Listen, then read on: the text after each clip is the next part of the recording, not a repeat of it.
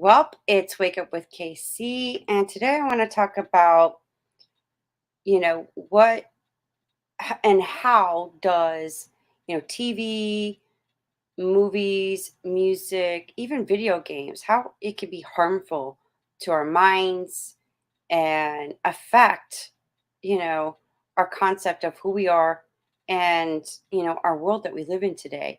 And please welcome John Anthony. John, welcome to the show. Hey, thank you. Thanks for having me. Now, I love that you're a an actor, a director, and a writer, and you have a few projects that are going, developing and being created and whatnot, and in the works. When did you find your passion for one to do this? Probably, well, I think I've always kind of had it, but I mean, I think when I was a little kid where it really kind of hit me. Um, I remember as a kid when I was, God, way, way young, because I mean, I'm 58 now. So, when I first saw the first movie that I ever just fell in love with was the original Rocky. Mm. And to this day, it's my favorite movie. I'll have friends and stuff that'll argue that the other ones are better, but to me, it's just the greatest film. And after watching that, I mean, I remember coming home, putting on boxing gloves, and wanting to fight my dad because I wanted to be Rocky. And ever since then, it was just, it was always kind of there. And then probably about eight 8 years ago, because I actually got into the writing and actually the acting aspect of it. Well, I did some. I actually, to go back a little bit further, I did some. I was in an improv comedy group in Dallas called Comedy Sportz, and it's a local chapter. They have franchises throughout the United States, and I did that for about 3.5 years and loved it. And then got married, and my wife, who is my biggest supporter, I also teach school during the day, and when I had my summers off, this is about 8 years ago. I went to her and just got up and said, "Hey, let's go check out a movie. We'll go to the early matinee, save some money. We'll be home by 2. We can do whatever we want." And since she works from home, she looked at me and just said, "I'm working. You need to find something you need to do. Kind of like you need to find something that you can do during the summer." And she's like, "You always talked about taking an acting class. Why don't you?"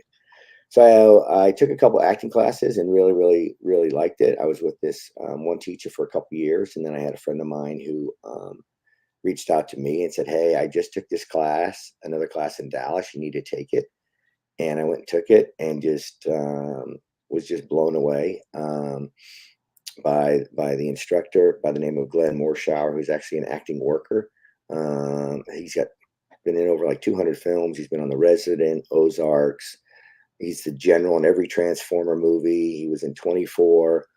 Just a phenomenal person and just an outstanding teacher. And he actually kind of got me kickstarted into writing. And then from writing my own scripts for class, developing, then realizing, hey, I could take these and turn these into films. And since then, 15, 16 short films later, two full screenplays later, and 2 more screenplays in the works.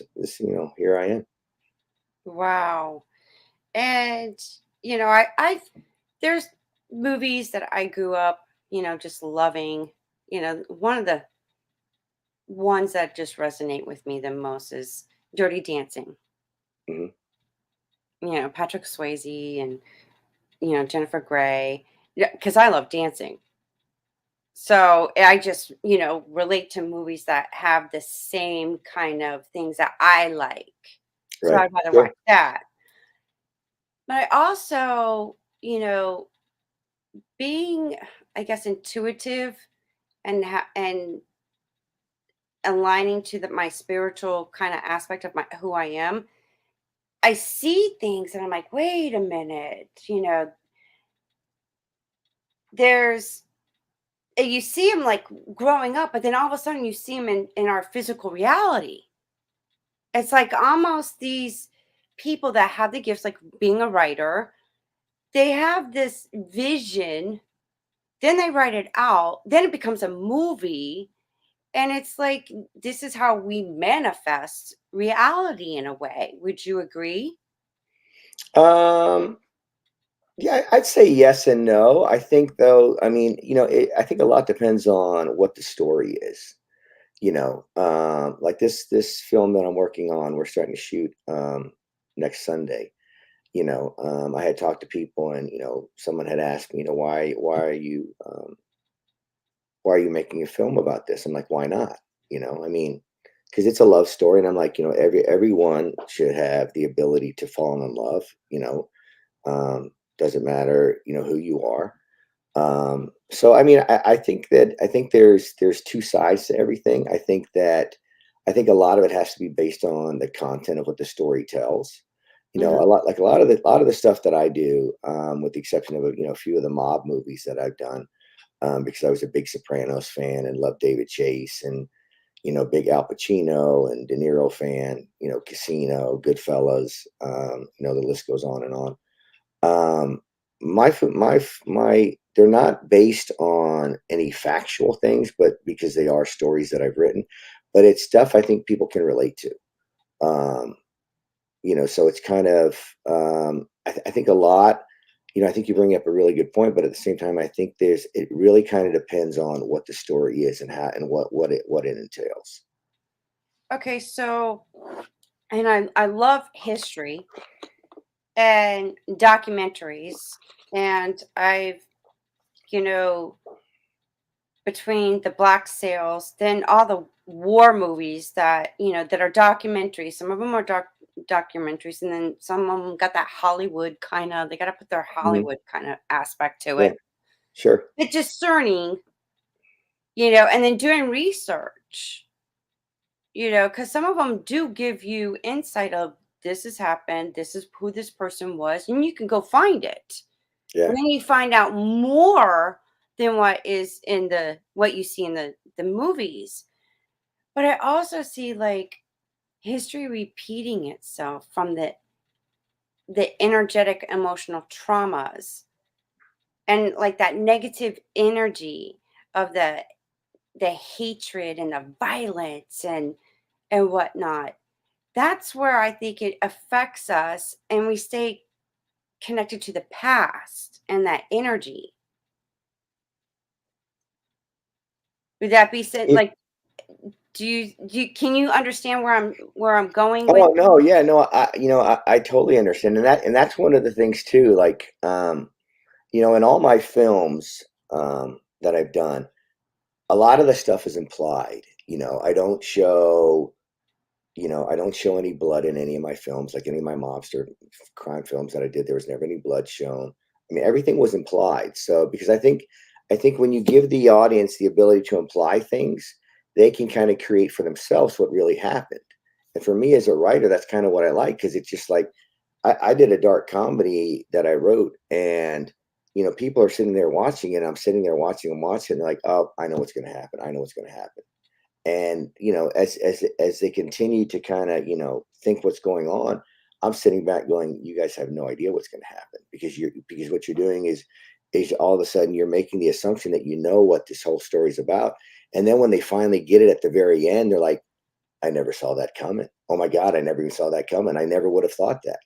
So, I think a lot of it, I mean, it's again, I think it goes back to how things are implied. I do agree with you from a standpoint is you'll see movies, and, they'll show a character. And if it's a documentary or what, or if it's based off a document, you know, I think a lot of times they don't have the whole, not the whole, well, they don't have all the time to explain who this person really, really was. But like you said, you can go back and find out, hey, you know what, this person was an outstanding family man, and they never brought that into the aspect of the film or his character.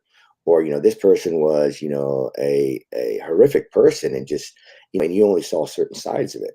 So I think that gives the audience, the ability, if they want to go back and even do more research. But then it goes back to the same thing you said, sometimes when, certain films are, and I call them kind of like Hollywoodized, where it's just like they change things, Hmm. or they take things out. You're not getting the real aspect of everything that really took place, because you can walk up, oh man, and that's even like in history. You go, oh, that person's he was an outstanding an outstanding general or an outstanding person in our government, and then you find out later, well, you know what, this person was, he had all these issues, but either kids aren't learning about that, or you've got to go back on your own and find that stuff. So then it gives you a different perception of what that person really was. Maybe maybe they showed a good side, but you don't know what went on behind closed doors. And that's a thing. A lot of times I think people miss is just like, even being a teacher in my job, my day job. It's just like, I have friends like, do you have any bad kids? I said, I don't have any bad kids. My kids are all great. I said, they have bad days just like us, because you don't know what goes on once they leave school. You don't know what their home life is like. You don't know, if mom and dad are in the picture, or if, and all that stuff. So it's just like, you know, um, and a good friend of mine, he's like, "Oh, come on, you got to have bad kids." I said, I don't have bad kids. I said, everyone has bad days. I said, it's just like you go to work, they go, man, he's a horrible worker. No, you know what? He's having a bad day. Because you don't know all what's going on around them. Maybe there was Mhm. something that happened in their family, or maybe, they're having personal issues, or, other things. But the only way you're ever going to find stuff like that out is if you communicate, or like, like you said, if you like this story and you like this character, and you go back and you do research on it, and then all of a sudden you find out that, oh my gosh, this person was really not who they portrayed in the movie. It kind of gives you a whole nother picture of who this person was, or who this character was. Yeah, and I find out in some of the documentaries that I've been, looking at and studying and doing research, because I'm such a visual person. And I just like put myself back in those times. I'm like, wow, Hmm. like Yeah. we have evolved some, but not where I'd like to be. Um, but then there's, I look at emotional energetic traumas as well in movies. And based on the writer's perspective of what he's writing, it's like reliving the past and put it on the screen. And that with the negativity, you see it in the news. Hmm. Well, You you look at today's news now. I mean, when do you ever turn on the news and go, "Oh, this was good"? The only time they ever say something good is when they're ending their story. At the Mhm. very end of the show. Our news now is, it's just, it's so depressing all the time, because there's so much negativity that's going on. And then it's just like, it was funny, because I was at my folks' house a couple months ago, and my mom had the news on. I go, "Mom, why do you watch this stuff?" And she's like, "Well, I need to find out what's going on." I said, I get that. And then even she said, she's like, "God," she goes, "everything's just bad. It's just negative. There's nothing positive." And then at the very end, they showed something where, a dog was rescued or something. And then it's like, "Thank you. That's our news for tonight. Good night." And it's just like, I'm sure there's plenty other really great things out there that we could share, but it's tough. Especially today in our society, with everything that we've gone through the past several years, from COVID and everything else, and people losing their jobs, and everything, and businesses shutting down, and everything. It's just it's been a really, really, really, really tough, tough few years. And we're on the mend of trying to get back to where we were, but like everything, it's going to take time. Well, I don't think we're going to go back to where we were. We had to adjust to a new way of doing things. And to me, it's like, why not? Because the old way wasn't working. Correct. Yeah, exactly. Exactly. The system's broken. We're in the process of transitioning to a new and better way of living. So, you know, we can thrive and do better, be better. And why not? You Yeah. know? And sometimes there has to be chaos to awaken that, hey, you guys are, excuse my French, but you guys are fucking up. We need to do this so you can reset to Yeah. set yourself up for a comeback that's better for not just individually, but community wise Hmm. and unity. So, but the like I used to watch some mafia kind of stuff, and that made me think I will not ever marry someone that's Italian. because that mind set Your and mindset belief. was that Italians are going to be mafia people, Yeah, or they were going to be negative people. yeah. So I see how movies can create a belief system. And then you look at horror films, put fear in you. And I don't know if anybody realizes that when you do that to your body, it changes the biochemistry in your body. And then it puts another program to be in constant fear. I get what you're saying, but I think what's happening is there's, because there's a stereotype, you know, but you can't put people that you don't know into that. You can't put people in that know that you don't know into a stereotype. I'm I have friends who are Italian. I don't even think of them as oh well, maybe they're going to be bad people because mob guys. But you look, there was Irish mob. There are so many different types of mobs. I think it's even it's funny that you bring that up because it's even like when you as an actor and you go for an audition, a lot of times people will stereotype based on the way you look. My first acting coach, the first thing she said to me was, I'm going to be honest with you. You are only going to get two roles. That's the only roles you'll ever play. And I'm like, well, gee, this isn't very productive for me if this is what you're telling me right off the bat. She goes, you'll get a detective and you'll get a bouncer or a biker. That's it. And I'm like, wow. And and my whole thing for that time I was there, I was like, you know what, I'm going to prove you wrong and show you that I could play other roles. So I did ask her one time. I said, well, let me just ask you this then. I said, what about like a coach or a teacher? And she's like, no, you can never play that. And I go, really? I said, because that's what I do for a living. I said, I think I could probably play a coach or a teacher. But again, it's the stereotype. It's just it's just like you walk into a room and it's just like, well, no, this is based on what you look like. You don't even know what I'm offering. You haven't even heard me say a line. But so when you take that stereotype, it kind of it doesn't work out for anybody because you're making the assumption of hey, this person's this way or this person's that way. It's just like you talk about like a horror movie and the things that, so like if you went down to the grocery store and there was a very handsome man as a butcher and asked you out, are you going to say no because you know what, there's horror movies about butchers and I don't want to you know what, you're nice looking, but I'm I've seen too many horror movies, I know what butchers are like. You're like, no, you can't do that. It's just like you have to keep that door open. And it's just but I do understand what you're talking about.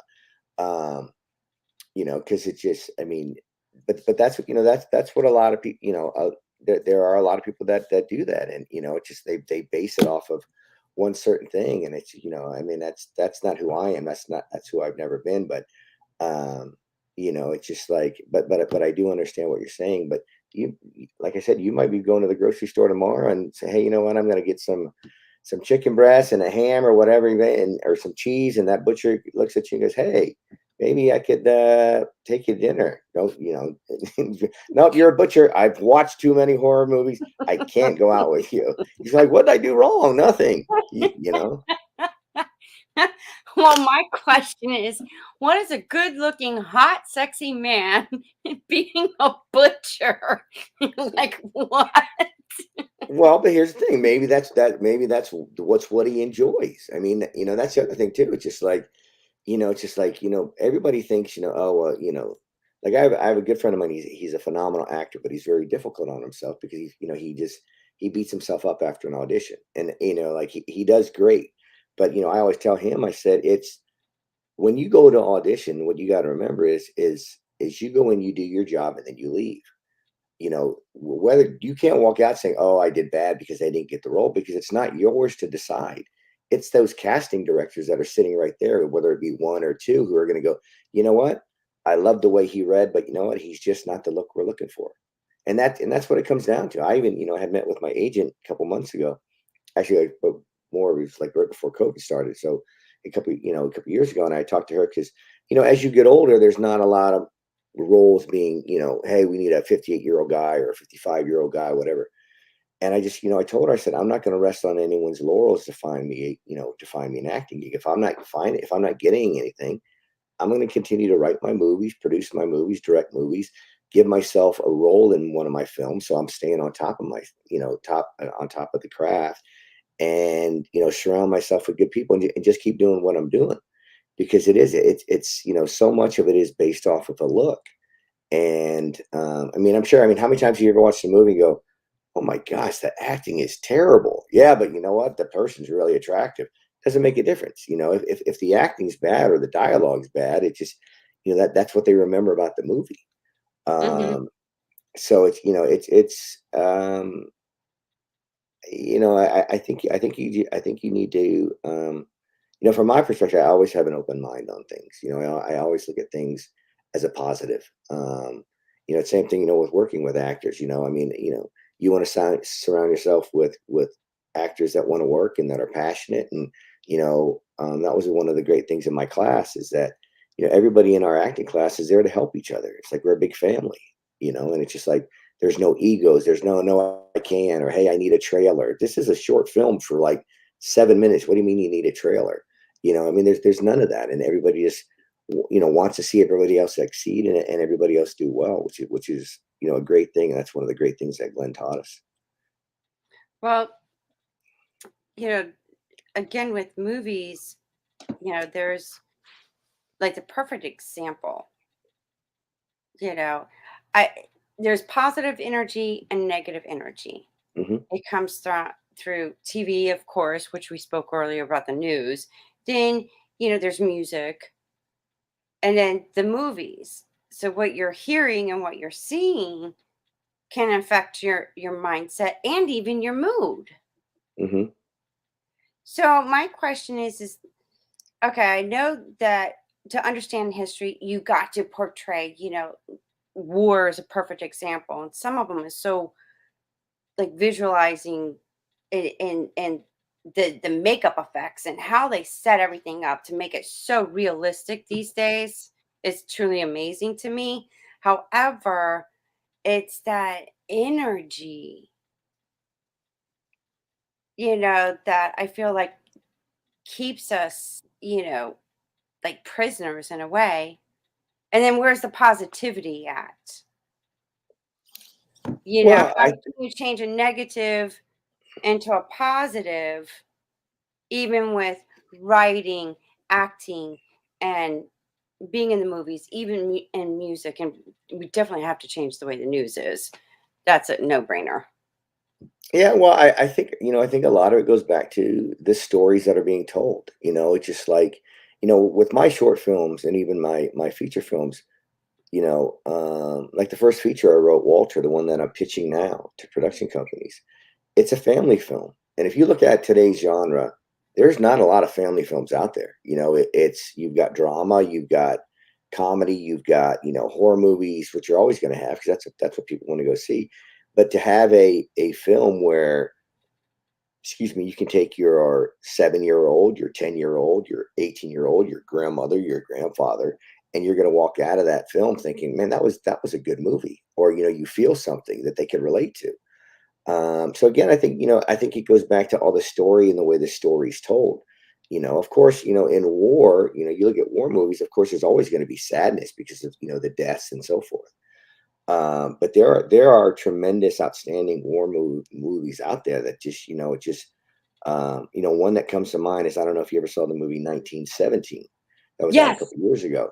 Phenomenal. It was just, I mean, I was blown away. My wife and I saw it at the theater, and I was just like, I the minute I came home, I went and I got on, iTunes, and I got the soundtrack, because I was just blown away by it. I thought the way it was shot, I thought the story that it was told, I thought it was phenomenal. Um, but again, it all comes down to the story itself, and how the story is being told. Is it being told in a truthful way? If it's about, if it's more fiction, or if it's nonfiction, and it's, how's it being told? Is it going to be told in a positive way? Is it going to be told in a negative way? Because there's movies where I've walked out and, gone to a movie and walk out and go, man, I wish I could get 2.5 hours of my life back. because that was like beyond depressing, you know, or, wow, that thing just was just like kind of, I didn't see that coming. But then there's other movies where I walk out and I'm like going, I was blown away. Where it's just like this was just an outstanding film. I mean, I walked out of there, my wife and I were just like blown away how it was shot and the dialogue and how the story was told. And I think it really kind of, it all really goes down to the writing and how it's being portrayed and how the story is being told. Wow. I like that concept. And then to me, I look at if I'm going, I haven't been to a movie in a while, honestly. But I did go see Dune. I thought It- that was like I was connecting the dots. And granted, people that write the books are so detailed, mhm, and then you watch the movie and there's things that they left out. of course. So, but now I when I watch a movie, like I knew watching Dune, I was like, oh, there's gonna be another part. I could just tell by the ending. Like Now, it's not. did you get afraid to go to the desert because you're watching Dune, or were you okay? I've never been to the desert, so I couldn't tell Same. you. Okay. Just wanted to make But sure, I was like, but it I understand, and what I took away with it is the spirituality mhm, and the almost like the galactic aspect of, mhm, the extraterrestrials and, you know, that kind of thing, the futuristic and whatnot. So I was yeah, connecting the dots. I'm like, wait, there's something to this. I can't quite get it yet, but it will come to me. sure. And you bring up a great point because it's like everyone who goes in and watches that movie, not every person is going to come out thinking the same thing. Everyone's going to look at things differently. And Mhm. you may have some friends that look at it the same way, but you may look at it, completely different and go, what, man? And then you sit down and you talk to someone, you talk to your friend, and you're just like, man, I didn't even get that. The way you're thinking of it, I totally get that now. Or, you explain to them how you're looking at it and go, oh my God, I didn't even think of that. But I see where you're coming from because everybody's different. Everyone has a different perspective of how things are done. You and I could go right now and go see a movie and go see Batman, and we walk out and I go, what'd you think? You know what? I thought it was just really dark and not very good. Oh my gosh, I thought it was fantastic. And it's all, Well, everyone's opinion and how they look at certain things. well, here's the thing. I'm glad you brought Batman on up, but then it's like, how many times do we have to see a Batman? We've already saw one. It's like you're reliving it. Are you guys getting just out of ideas? Why choose Batman? Why not create a new hero? That's you know, it, How many it's a times great have we point. seen Batman? Who was the first one? Then there was another one, and then now you got what's his name, Edwards from Twilight being Yeah. Batman. You had Michael Keaton, you Wasn't had Ben Val Affleck Kilmer, a Batman? yeah. Well, the thing that is a lot of times too, they're money makers. People want to go see it. If it's making money for a production company, making money for Hollywood, I mean, sure. I mean, you go back and you even look at, on another night, like the Sharknado films. You watch the first one and go, oh my gosh, this is like the goofiest thing I've ever saw. They made four of them, and people loved them because it was a parody. And if something works, they're going to go, hey, we were actually just having that conversation the other day uh, about Batman, and some of my colleagues were there. Were talking about who do you think the best Batman was? Was it Christian Bale? Was it Val Kilmer? Was it Michael Keaton? Was it is it the I can't even think of his name now. The guy from Twilight who's in it now. Um, Edward. Edward, yeah. And I said it's everybody's preference, but because like when I was a kid growing up, Batman was not the way Batman is portrayed now. I mean, Batman and Robin were together, and it was more comedy, more very very much so, more comic bookish. The show that they had on there. but you know, the characters were still scary. I mean, the Riddler and the Joker and you know, Penguin, they were, you know, as a little kid, you're watching that, you know, you're still scared of them, but it wasn't, you know, how when Michael Keaton came out and did Batman and Val Kilmer, and you know how much it's changed, even just like the character itself. But again, you know, that's stuff what people want to see, and you know, that's that's how Hollywood, you know, wrote it, and you know, and put it out, and you know, um, not every movie is going to turn out to be as big as they expect. Then you have some that are, you know, they call them sleepers, where it's just like all of a sudden, you know, it's a small, low budget film, and it just, you know, it just goes to the box office, and when you know, the word is this is the, you know, this movie is something, and then all of a sudden, you know, something that may have cost like, you know, $30 million to make is all of a sudden already gross, you know, $90 million, and it's just like, oh my gosh, you've got to see this, you know, and it's an independent film, you know, because I mean, there's tons of movies that, you know, have huge budgets and sometimes don't even, you know, recoup because, you know, they lost money at the box office. So again, it's a lot of it. I think you know, it goes down to what the audience wants to see. You know, and like right now, you look at, you know, all the superheroes, the villains, you know, you know, stuff like that. Those are always going to sell because people want to see that, and there's such a big following for that. Well, I don't know about like Friday the 13th and, what's his name?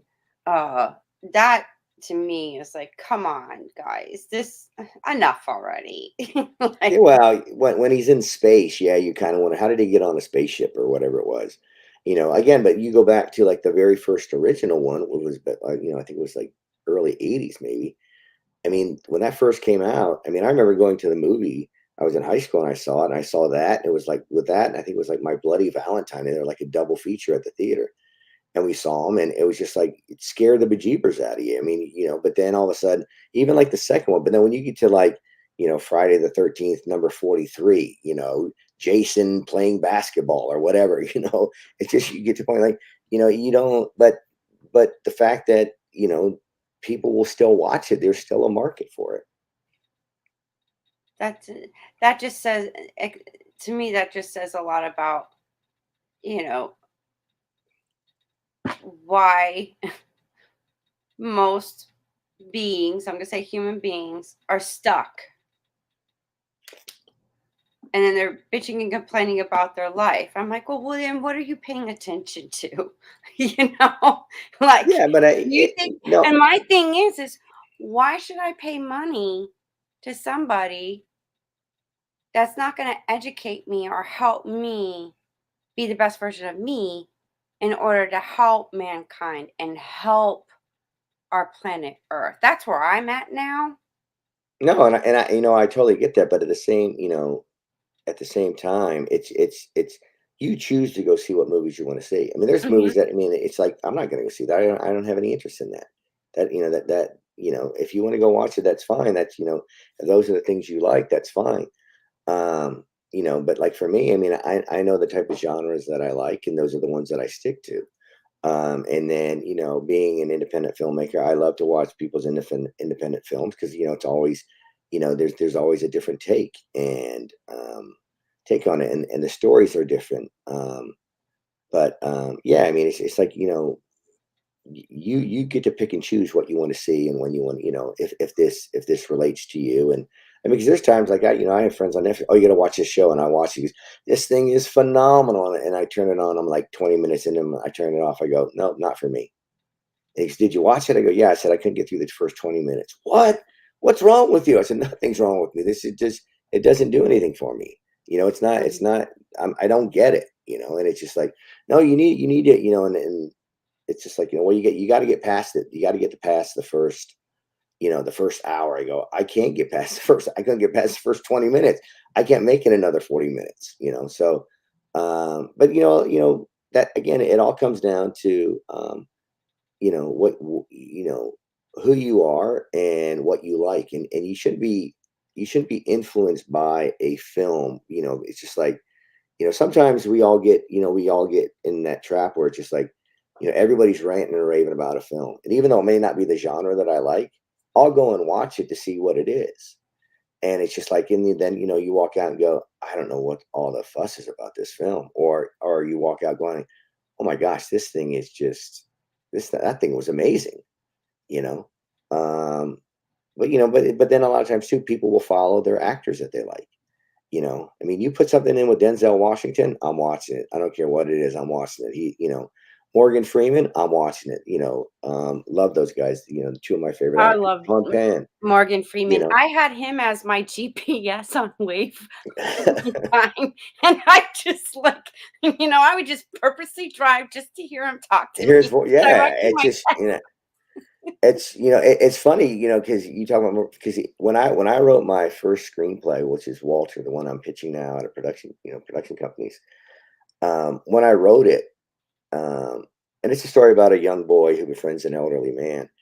The only person I told myself, even I mean, I had his picture right next to my computer when I was typing because, yes, there's phenomenal actors out there, but the only person and in my perfect world who I would want to play Walter is Morgan Freeman.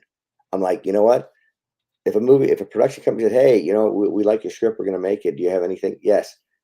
Before I sign off on it, you have to promise that Morgan Freeman plays Walter. That's it. Morgan Freeman plays Walter. And I don't know if you know who Ed Burns is. Ed Burns is another one of my favorite actors. A great writer, great director. He was in The Brothers McMullen and Saving Private Ryan. Just phenomenal guy. And when I'm going through this stuff, my wife comes in. She's, why do you have these pictures? I said, these are the actors I want to play these roles. And I said, Ed Burns, I want him to play the father. I need to have Morgan Freeman play this role because it won't work. Now, would it work? Sure, it will work. If there was somebody else, I mean, because it's a story, but to make it work the way I want it to work, I got to have Morgan Freeman. I got to have Ed Burns. And that's just me as a writer and a director, and it's as a filmmaker. Just like you have these certain these visions, and it's just like, um, yeah, I mean, throw me Denzel Washington in there. Oh my gosh, I mean, like the best, the absolute best. Wow.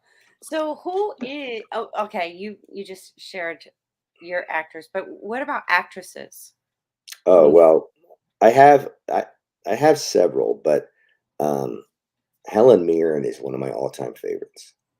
I think she is. I mean, she's just outstanding. She's beautiful. She's an incredible actress. I just, and it was funny because my wife knows how much I love Helen Mirren, and there's a character in this film, Walter. She's the next door neighbor, and I told my wife, I said, I need to have Helen Mirren play that role, and she's like, why Helen Mirren? Why can't you just get some other actress? I said, because it has to be Helen Mirren. And she goes, oh, you just want to be on the set with Helen Mirren and Morgan Freeman. I go, who wouldn't want to be on the set with Helen Mirren and Morgan Freeman? I said, are you kidding me? That would be a dream come true. But Helen Mirren, definitely. Julia Roberts, of course. Uh, Even though she hasn't done anything lately, Natalie Portman. Um, Big fan of Natalie Portman. Um, Trying to think who else. I love Sandra Bullock. I love Reese Witherspoon. There's so many. That's the thing. I mean, there's so many great actors and actresses out there. We all have our favorites, but yeah. I mean, if they said who could you invite to dinner, if you can, if you can invite four people to dinner, one would be my grandfather who passed away, in the '90s, and I miss him every single day. And I would have Morgan Freeman, Denzel Washington, and Helen Mirren. And my wife was like, well, would you not want me? I said, well, no, I could come home and tell you how the dinner went. I want to have those. I want to have those for those at my table with me. But yeah, I mean, and that's the thing. There are so many great actors and actresses, and there's a lot of them that are out there that that they're just waiting for their break. They're waiting for that opportunity. And it's just like, um, it's one of the great things my acting coach, Glenn Morshower, told us is that, what you need to understand in acting is it's not a sprint, it's a marathon. Mhm. because I've had friends who've gone out to LA. Me being here in Dallas, have gone out to LA, and they're there 3 4 months, and they come right back to go, I couldn't find anything. It's very, very expensive. It's tough. And then I have friends who've gone out to LA that are still grinding. And I give them all the credit in the world, and they're still chugging away at it and going out there to fulfill their passion and their dream. Um, and that's one of the things that I'm trying to do the same. I'm just staying focused in Dallas, because Dallas has a really good market for films and television. Mhm. You have your LAs, you have your Atlantas, your Chicago, your New Yorks. Um, but Dallas does very, very well. Austin's very, very big, from a commercial world and even TV shows. So you don't necessarily have to pack up and move to LA to become an actor. I've had several friends that have gone who went out to Atlanta and have done very, very well. So again, it's about being patient, and it's about you know following your passion, following your dream. Um, and that's what I plan to do. Well, I'm so happy for you. And I appreciate what you're doing, putting more of a positive twist even in writing your stories. And I like that aspect of implying what might happen, you Yeah, know. because it gives you the audience to think. Like one of the mob films that I did, it's called A Family Matter, and at the end there's an altercation between two, and right when you see it, we go to black, and you hear like a gunshot, and he's like going, okay, well, wait a minute, did that guy shoot him, or did he shoot him? I mean, no one's ever going to know, because it's just implied that, wait a minute, oh, well, I know what happened. Well, do you know what happened? No, you don't.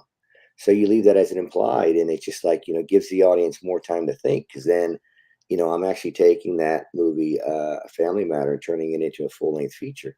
So now it gives me the ability to say, hey, how do I really want to end this? No one ever really saw it, but and again, a lot of stuff that I'll do will be implied. It's just, you don't need to show certain things to imply things. You don't have to have you know certain things in a movie just for like shock value. I mean, why? Let the Or audience let the grotesque. Yeah, exactly. It's just like, um oh, I lost my train of thought. But yeah, you don't have to put things in there just so people go, oh, that's gross, or oh, what, or for shock value. Because I sometimes think it almost cheapens the film when Hmm. you give too much away, and it's just like, wait a minute, you're not even giving the audience a chance to think. Let them think about what happened. Let it resonate with them. Hey, all right, well, wait a minute. Was it the pizza guy, or was it the guy at the door? What happened? Well, you're never going to know because it was never shown. So It seems like a cliffhanger to me. yeah, I mean, it really is, because it's like, I mean, you never want to, like when I write, I don't ever want to have it where it's just like, oh, I know what happened. Then they live happily ever after. Now, one of my comedies, yeah, that's the goal. But you always want to leave them with something a little more. Let them think about something. Let them kind of process what really happened. You know, what happened afterwards. And that's what I do. In a lot of in a lot of the films that I do. It's just like, you get to a point, and then I end it, and it's like, well, God, did she die, or did she make it, or what happened? Or did they make it out of there, or did they get married? Did they break up? What happened? It's like, you don't. I'm gonna leave that up for Oh, I you. get mad when I see those kind of cliffhanger. I'm like, what? That's it? Yeah, What exactly. are you Yeah, but here's the thing: you'll remember that. If you go, hey, did you ever see that movie? Say, oh my God, yeah, I hated the ending because I couldn't figure out what happened. But you know what? Maybe that's what they wanted you to think. So, kidding? Interesting. you know, I mean, but everybody's different. There's people who you will write an ending and put it in there, and this is how it ends, and this is how I want it to end, and so forth. And sometimes it needs to be there, but it's always kind of nice to leave the audience wanting a little bit more. So Well, I like the cliffhanger knowing that there's going to be a part two. yeah, or maybe there won't be That's a part two. okay. I can handle that. Yeah. If the part two is done really, really well. I mean, if you go back and you look at sequels, how many sequels would you say? And I'm not talking about like, like actual like an actual sequel, not like a a chapter. Like Star Wars are they're so good because they're chapters throughout the film. But like an actual sequel where it's just like, you Twilight, know, okay, 50 Shades of Grey. Now, the one thing yeah, I did is I read both books, but then I noticed, being in producing and directing, films myself, I noticed that, wait a minute, because they're detailed in the books, but then when they get to the hotel, total different. I'm like, oh, they couldn't get the location to match what they're describing in the book. yeah. It's like So I like caught that. I had a couple of my students. They were arguing the other day in class because they were talking about greatest movies and they're throwing all this stuff. And I said Rocky, and they're like, "Which one, Coach?" I said, "Just the first one." And one of my students like, "Yep, that's the best one." And one of my kids like, "No way, Rocky 4 and Rocky 5, those were the two best." I go, "No." I said, "Have you seen the first one?" He goes, "Never saw the first one." I said, "You're jumping in on 4 and 5. You got to go back and watch the original because that's the one that made all these other stories come to life." Hmm. And And it Sylvester is. I mean, Stallone wrote that. yes, he did, and he also And he sold his wanted to dog, and play that, and he lost his dog. yes, and he finally So got his dog back, yep. and I believe it was one production company said, "No, you're not going to play the role," and then he got it back, and he goes, "I'm going to play the role," and from there on, because his whole thing is he knew who Rocky was, he knew how that's the great thing. It's just like as a writer, what to expect from these characters. It's like like we had a table read for this new film I'm writing, and I have a friend of mine. She's a phenomenal actress, and she read it, and she read it good, but she wasn't reading it how I wrote it. So I had to go back and I had to go, nope, this is what I need. This is what I need. And she'd read it. I go, nope. I said, I'm not trying to make you mad. I said, this is what I want from this character. And then when she finally got it, my God, she knocked it out of the ballpark. It was amazing. And she goes, I get it now. And I'm like, yeah. I said, you're her friend, but you're her friend who's going to come down on her. And I want you to come down on her and be that friend who's not afraid to go all out and chew her best friend out, or be negative to her best friend, or be mean to her best friend, because she's trying to get a point across. Because when she first read it, it was just kind of so. And I'm just like, no. I said, you. She goes, until she finally said, what is it that you want? I said, you're angry with her. I said, if you're angry at your best friend, you're going to go, hey, I'm really mad at you. Yeah, you're not my friend Yeah, anymore. it's more No. Yeah, I mean, you got to bring it. like, "What are you And thinking? What are you e- doing to yourself? Can you not just wake yourself up?" exactly. And it's, it took several times, but when, like I said, when she got it, man, she knocked it out of the ballpark. And a friend of mine who's helping me produce the film, we looked at each other and he just kind of gave me a thumbs up. And I'm like, she knows what she's doing. She got it. So, Well, if you ever need an actress, hello, in any of your films, okay. Always. I'm open. All righty. I'm actually doing one about a girl. Um, it's called Baloney. It's about a girl who walks into a supermarket and meets a nice guy as a butcher. Just kidding. You got a sense of humor too. I love You have it. to have a sense of humor. You can't. Here's the big thing, and I tell everybody this.